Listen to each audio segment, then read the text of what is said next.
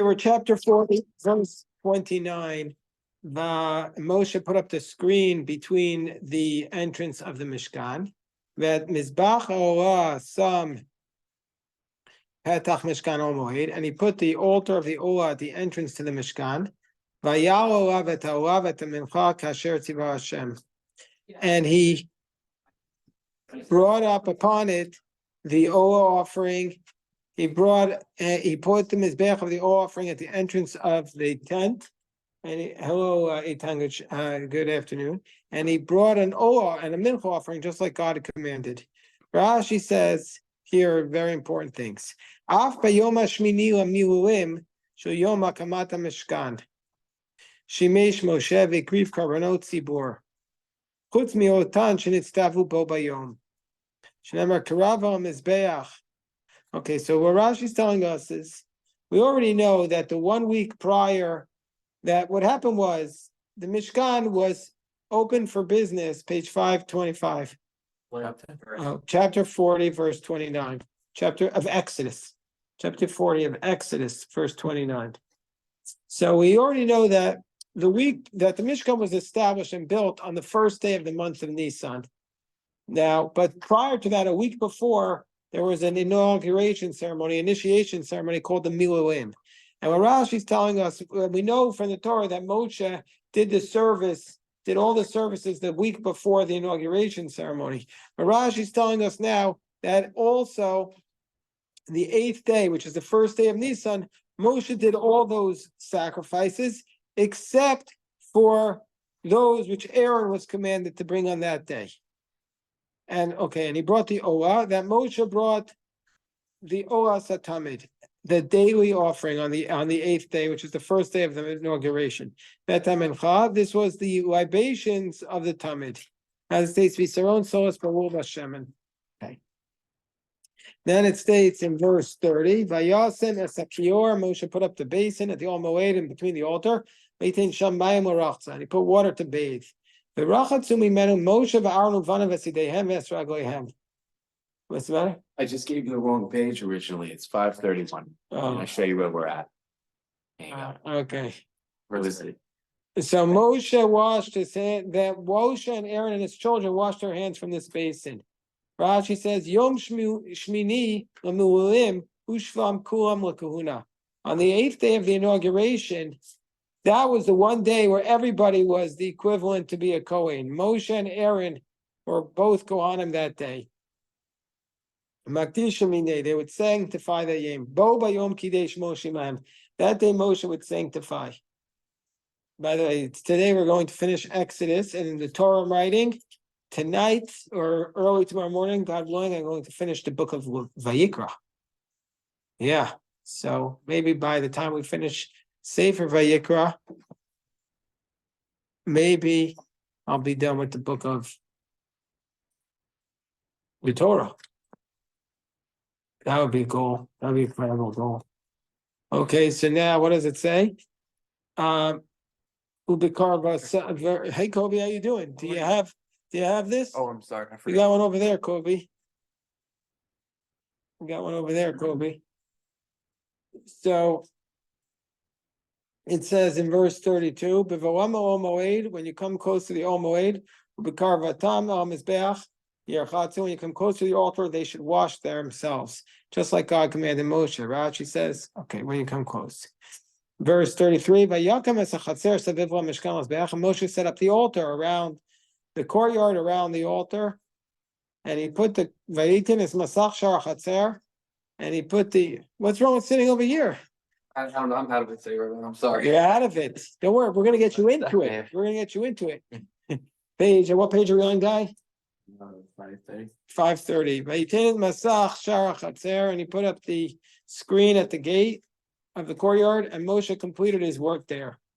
Verse 34. And the cloud covered the tent. Kvod Hashem the Mishkan. The glory of the honor of Hashem filled the Mishkan. Verse 35. But then, once the Mishkan was built, Moses could not enter into the tent because the cloud was resting upon it. Hey. And the honor of God filled the Mishkan. Hey. So good to see you. So Moshe could not come into the tent because the glory of God was filling the tent. Rashi says, "V'katuv echad omer bevo Moshe ol moed." But another verse says that Moshe came into the ol moed. So what does it mean? Moshe couldn't come in when God was filling it, but another verse says that he came in. So there's a third verse that decides the contradiction. When the cloud rests upon it, whenever the cloud is above the tent, then Moshe couldn't enter. But Nistalekanan, when the cloud was raised up, that's when Moshe could go in. So when God's presence was above the tent, Moshe couldn't enter. But when the cloud lifted, Moshe was able to go in. Is this עד שיבוא הכתוב השלישי ויכריע ביניהם? That's what Rashi says. So the last midah of Rabbi Ishmael, right? That there's a third verse that decides what. Yeah, that's in the Rabbi Yosef is saying we say this every day when we do the Bryce of Rabbi Shmuel. It's the 13 ways of expounding the Torah, and this is the last one of the 13 ways. But it's also when God. This is also a metaphor for the world. When God's cloud was above the tent, it's like when God created the world. The world was so filled with God, there's no space for humans. So if the world is so filled with God, how can humans inhabit the world? So what's the answer? The answer is the Kabbalistic idea called Tzimtzum. You ever hear of Tzimtzum? You ever heard of this Kabbalah? Nobody heard of it? So what? No, you can hear it. It's a Kabbalah. This is a very basic idea of Kabbalah, that what God did was God contracted himself. He intentionally made himself small and minimize himself so that there'd be space in the world for us to fill it. So that's what God did. Also with the Mishkan, when God was there was no room for Moshe. God has to remove himself. So that's called Tzimtzum. God made himself smaller in order to make space for others. It's a very powerful lesson for all of us in life. Whether, let's say, we have a friend, we have to make space for them. We have a child, a student, somebody who we're an overbearing personality around them. If we want them to grow, we have to make ourselves smaller. That's the idea. Follow that, Colby? Mm-hmm. Yes. What does that mean? God made himself smaller. Like how can God? So that's where we get into the Lurianic Kabbalah. That through this process of Tzimtzum, there was a shattering of the divine head, whatever that means, and now it becomes our responsibility to pick up those pieces in order to make God whole again. I mean, what is this? Is symbolic poetry, religious poetry. But it's the idea that if God was really truly filling the world, there'd be no space for humans. So as part of the creation of the world, God recognized that the only way the world could exist is if the presence of God was intentionally diminished. So you're saying that like he can't be found here, there, and everywhere? He's not all around? Well, God is everywhere, but if we really felt the overwhelming presence of God right here, there'd be no room for us. We'd be suffocated. We wouldn't be able to even have this conversation. Can you imagine if, let's say, just to make let's say we're sitting here, Moshe Rabbeinu was here. Imagine Moshe Rabbeinu was here. We'd be sitting here shaking, right? Now imagine 1 gazillion infinite times greater is the presence of God. So we wouldn't be able to function in the world. There'd be no space for us to exist physically. But of course, all this is a metaphor, symbolic, because we can't really truly understand God at all. So this is what's called the Lurianic Kabbalah. It's beautiful. Very, very poetic. Thank you, Eli. Is it? Yes. Kabbalah all about that, Martin? Kabbalah is basically, the best way I could describe it is Kabbalah is an attempt to explain the world and God through mysticism, through spiritual mysticism. And really what it is for me, the way I understand it, is like religious poetry. But I don't mean poetry like writing a sonnet or like a haiku, but through, what does poetry mean? Explaining the world through symbols. So Kabbalah is explaining God through symbols, explaining the Torah through symbols. So if you don't understand that Kabbalah is is just explaining God through symbols, you'll be so confused about it, and it'll be so scary and intimidating, and people say not to study it. But that's why Madonna got so excited by Kabbalah, because it's explaining the world in a poetic manner.